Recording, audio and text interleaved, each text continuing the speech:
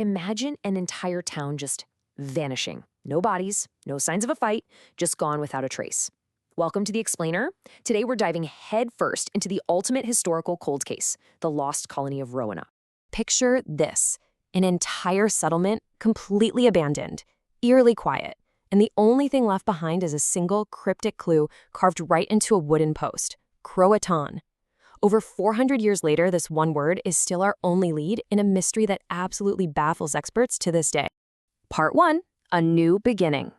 Let's rewind to Roanoke Island in 1587. So, back in 1587, a group of over 100 English settlers sailed across the Atlantic. We're talking families here, people looking for a fresh start. They built homes, gathered up what little supplies they had, and held on to this massive dream of creating England's very first permanent colony in North America.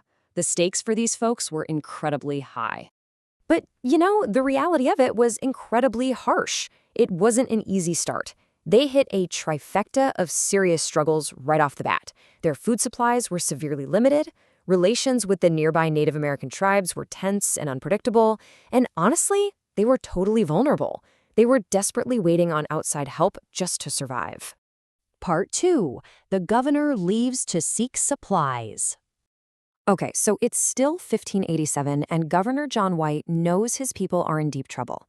So he makes the incredibly tough call to sail all the way back to England for help, actually leaving his own family behind.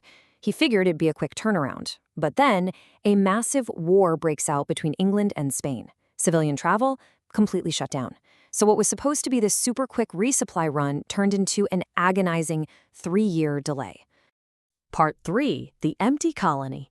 A grim discovery. Imagine being Governor White. You finally make it back in 1590 fully expecting to see this thriving, bustling town. But instead, nothing. Every single house is abandoned. There are no people, no bodies, and, this is the wildest part, absolutely no signs of violence or a struggle. Over 100 men, women, and children had just vanished into thin air. Which brings us right back to that chilling clue we mentioned earlier.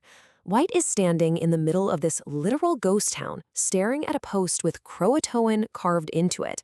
I mean, what did it even mean? Was it a destination they went to? A warning? A desperate plea for help? Where on earth did everyone go? Part 4. Theories of the Vanished. What actually happened? Over the centuries, historians have basically played detective and narrowed it down to 4 main ideas. First up is assimilation, the idea that the desperate settlers peacefully joined a nearby Native American tribe. The second theory is starvation, meaning they simply ran out of food and didn't make it. Third is disease, like a sudden illness just sweeping through and wiping everyone out. And finally, an attack by unknown forces. Although remember, there was 0 physical evidence of a fight.